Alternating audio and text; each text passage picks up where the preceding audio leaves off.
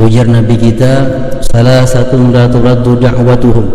Ada 3 kelompok manusia yang doanya tidak ditolak oleh Allah. Salah satunya adalah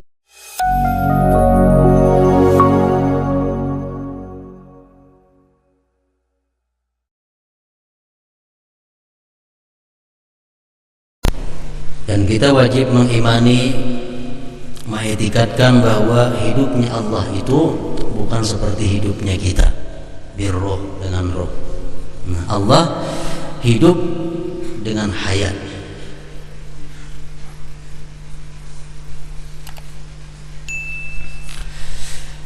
Firman Allah Subhanahu wa taala di dalam Al-Qur'an, qala Allah taala, Allahu la ilaha illa huwal hayy. Ayat kursi. Nah, ayat kursi pemulaannya Allahu la ilaha illa huwal hayy wa tawakkal 'alal hayyil ladzi la yamut. Wa tawakkal, bertawakal kamu, berserah kamu, 'alal hayy, atas yang maha hidup, alladzi la yamut, yang tidak mati.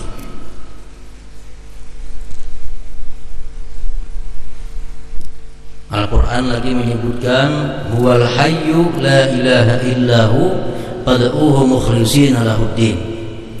Dialah Allah al-hayyu, yang maha hidup, tidak ada Tuhan selain dia, maka berdoalah kepadanya hal keadaan ikhlas agama. Para muhibbin rahimakumullah, al-mu'min bismillahil hayy ayyakuna li khalqillahi nafi'an imma bi nafsihi aw bi ilmihi aw jahi aw malihi aw ghairiha, fa illam yakun nafi'an fa huwa mayyitun.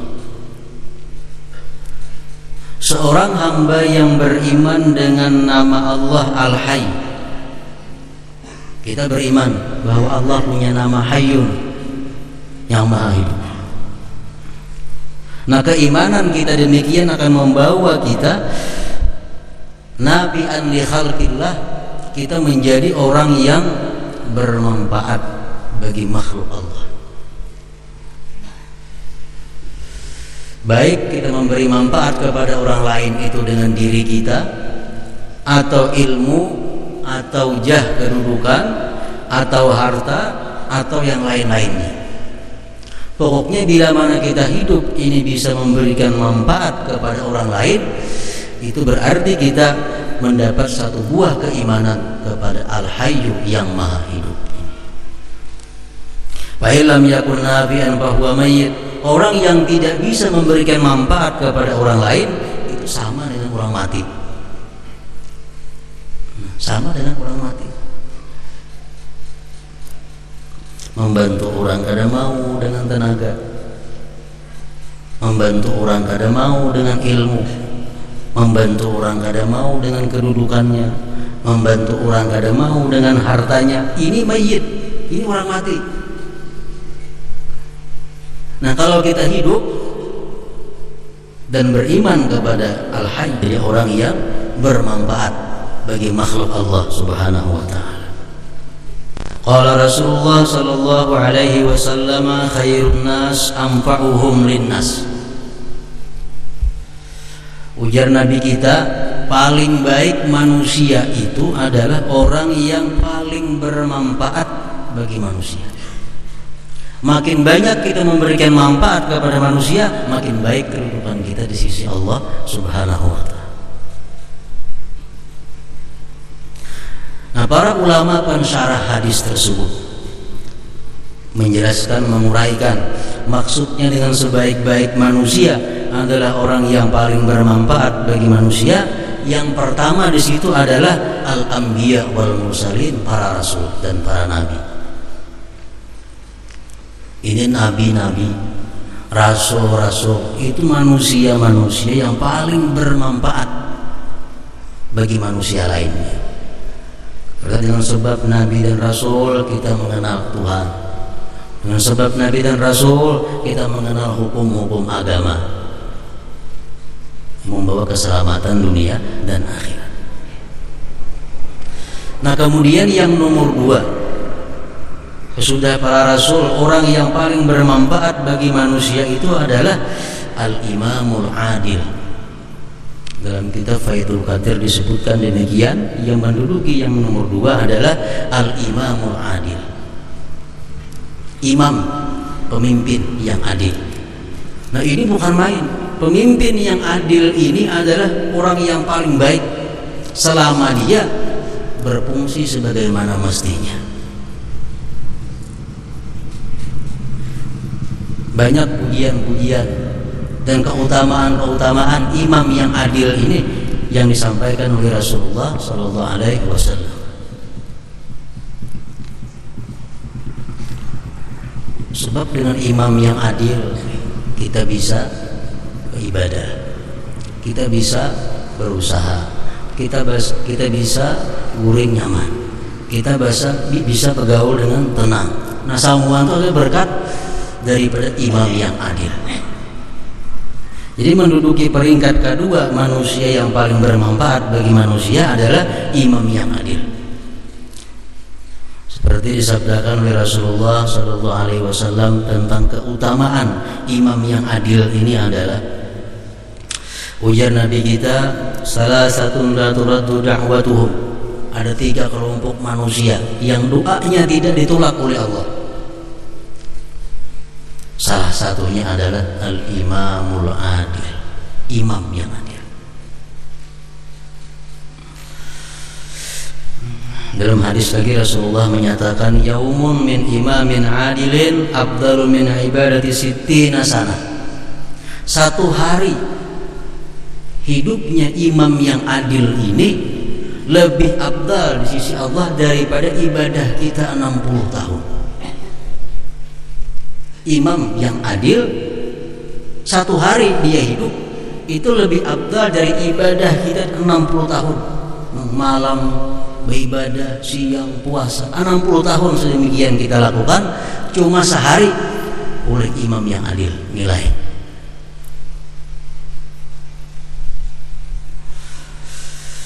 Kata Rasulullah sallallahu alaihi wasallam lagi, ahabbun nas ila Allah yaumil qiyamah wa adnahum minhu majlisan imamun adil. Manusia yang paling dicintai kepada Allah pada hari kiamat dan orang yang paling dekat kedudukannya adalah imamun adil. Ini imam yang adil. Ini manusia yang paling bermanfaat bagi manusia yang lain. Nah, para muhibbin rahimakumullah, apa yang dimaksud dengan imam yang adil ini? Kayak apa imam yang adil ini begitu mulianya di sisi Allah dan Rasul? Imam yang adil ini adalah secara umum orang yang mempunyai kekuasaan, orang yang punya wewenang, yang mengatur rakyat. Jadi presiden itu bisa disebut imam, gubernur bisa disebut imam, bupati bisa disebut imam, karena dia punya kekuasaan untuk mensejahterakan rakyatnya. Nah, para muhibbin rahimakumullah, imam yang adil itu sekada-kadanya oleh para ulama mengatakan memenuhi 4 perkara. Nah, kalau kita jadi imam tutuha kampung, mempunyai wewenang, kita mempunyai 4 macam ini, kita adalah imam yang adil. Nang sehari aja kita, walaupun kita kada beribadah banyak, nilainya sama lawan 60 tahun di orang lain. Pertama, imam yang disebut adil itu yang memikirkan dan mengusahakan kesejahteraan rakyat, baik dunia atau ukhrawi. Ini pertama. Pikirannya imam ini, usahanya kayak apa rakyat ini supaya sejahtera, baik dunianya atau akhiratnya. Di situ ada jalan yang ada bagus, dibaiki supaya nyaman. Di situ ada banyu nang pinangali, dicariakan supaya banyu ada. Di sini perlu lampu, diadakan lampu. Ini urusan dunia. agamanya pun diperhatikan. Nah, ini adalah satu di antara 4 macam orang yang disebut imam yang adil itu, memperhatikan, memikirkan dan mengusahakan kesejahteraan rakyat. Yang kedua, seseorang itu disebut imam yang adil adalah melihat semua rakyat itu sama dalam hal menikmati hasil negara. Melihat rakyat itu sama. Ya, kalau orang Bahari itu terutama di daerah Arab itu sangat kental dengan kesukuan. Suku ada Bani Tamim, ada macam-macam Bani Abbas, Bani ini, Bani itu. Jadi sehingga kalau nang berkuasa ini punya Bani Abbas, bukan Abbas yang dipilihinya, yang dinyamaninya. Nah, ini bukan cermin imam yang adil. Imam yang adil yang disebut-sebut, yang dimuliakan Rasulullah itu adalah orang yang melihat semua rakyatnya dari bani apapun, dari kabilah golongan apapun berhak sama menikmati apa yang dihasilkan oleh kekayaan negaranya. Nah, ini artinya imam adil. Kada berpilih. Yang ketiga, yang memberikan rasa aman dan tentram kepada rakyatnya. Yang keempat, yang mementingkan urusan agama dalam segala daripada urusan-urusan yang lainnya. Nah, ini 4 macam sekurang-kurangnya kriteria imam yang adil.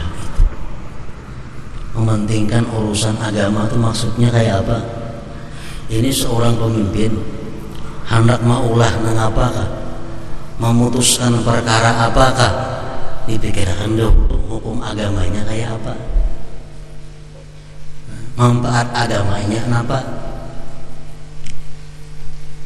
Misalnya pemimpin pembakal ada kekuasaan berulah tempat gedung, pikirkan untuk agama manfaatnya ini apa.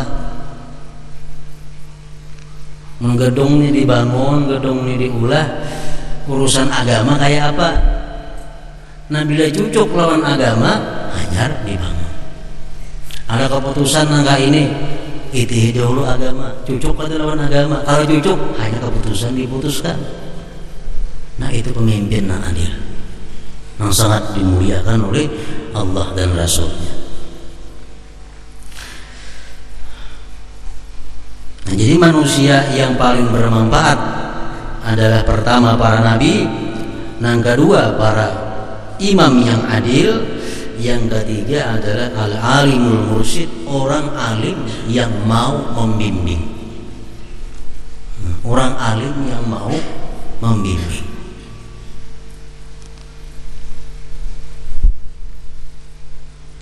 Maksudnya orang alim membimbing ini oleh para ulama dikatakan sekadang-kadang ini mempunyai 4 kriteria, sehingga dia mendapat kedudukan yang mulia di sisi Allah dan di sisi Rasulnya.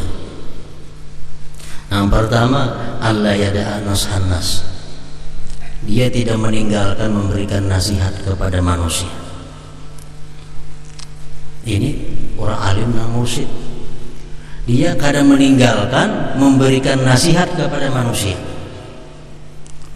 Jadi tugasnya orang alim yang mursyid itu adalah selalu memberikan nasihat kebaikan kepada manusia.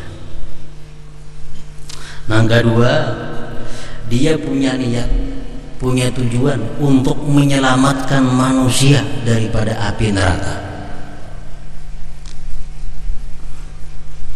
Yang ketiga, dia tidak memberikan kepada manusia satu ilmu yang mana manusia itu belum pantas untuk mendapatkan ilmu tersebut. Yang keempat, bahwa dia tidak menuntut akan upah daripada menyebarkan ilmunya itu, melainkan hanya kepada Allah Subhanahu wa ta'ala. Nah, ini nomor 3, manusia yang bermanfaat. Nah, kemudian yang keempat, manusia yang dianggap paling bermanfaat itu adalah al-ghaniyus sakhi, orang kaya yang pemurah. Nah, ini mempunyai ranking keempat daripada sebaik-baik manusia. nabi-nabi, imam adil, para ulama, orang kaya yang pemurah. Nah, ini menduduki nomor 4 dalam urutan manusia mulia di sisi Allah Subhanahu wa taala. Dalam hadis Rasulullah mengatakan, as-sakhiyu qaribun minallah qaribun minal jannah. Orang yang pemurah itu adalah orang yang dekat dari Allah, dekat dari surga. Lawan Allah barat, lawan surga barat.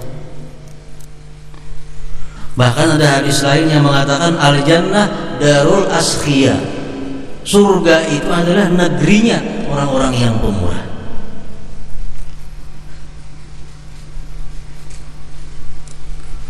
Ada lagi hadis memuji keutamaan orang yang pemurah ini adalah innallaha akhidun biyadihi kullama athar. Allah memegang tangan orang yang pemurah itu bila tergelincir. Orang yang pemurah kalau ini tergelincir ditarik oleh Allah Subhanahu wa taala. Maksudnya apa? Orang yang pemurah ini kadang akan jatuh ke dalam maksiat. Begitu gugur langsung ditarik oleh Allah Subhanahu wa taala. Nah, nangarang pemurah itu macam apa? Sehingga dia menjadi orang yang bermanfaat bagi manusia. Nah, oleh para ulama disebutkan hanya 2. Kalau 2 ini sudah kita miliki, kita jadi orang pemurah. Yang pertama, kita punya perhatian, kita punya sosial. Satu, terhadap agama. Terhadap agama. Nangaran agama ini nang apa? Sosial terhadap agama. Kita memperhatikan, memikirkan sosial kepada agama. Termasuk di sini adalah membangun masjid.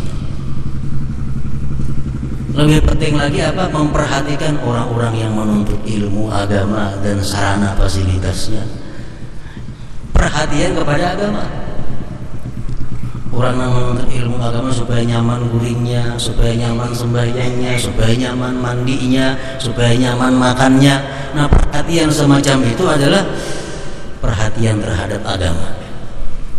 Nah, orang yang kaya, yang pemurah itu orang yang punya perhatian dan sosial tinggi terhadap agama Islam. Di akhirat, salah satu yang ditanyakan oleh Allah kepada manusia yang kaya, berapa harta kamu sisihkan untuk kepentingan agama? Berapa harta yang kamu berikan untuk kepentingan agama, jihad dan lain-lainnya? Ini termasuknya akan dipertanyakan oleh Allah karena kepada kita, kepada orang-orang yang mampu di padang mahsyar nanti.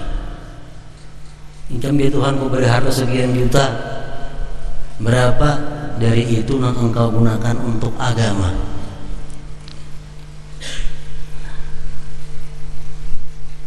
Kalau kita mendapat duit 1 juta, berapa untuk agama? Nah, itu akan dipertanyakan oleh Allah Subhanahu wa ta'ala. Yang kedua, orang yang kaya pemurah itu adalah orang yang punya perhatian dan sosial yang tinggi kepada du'afaul muslimin, kepada orang-orang muslim yang lemah. Nah, orang muslim yang lemah itu masuk anak-anak yatim, orang-orang fakir, orang-orang miskin. Itu pun akan ditanya oleh Allah Subhanahu wa ta'ala.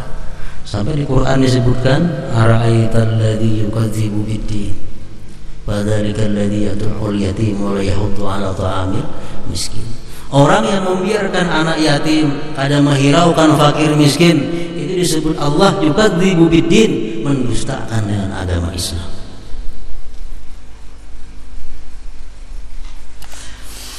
Para muhibbin rahimakumullah. Jadi kembali kita kepada yang di atas, bahwa khairun nas anfa'uhum linnas. Manusia yang paling baik itu adalah manusia yang paling bermanfaat bagi manusia yang lainnya.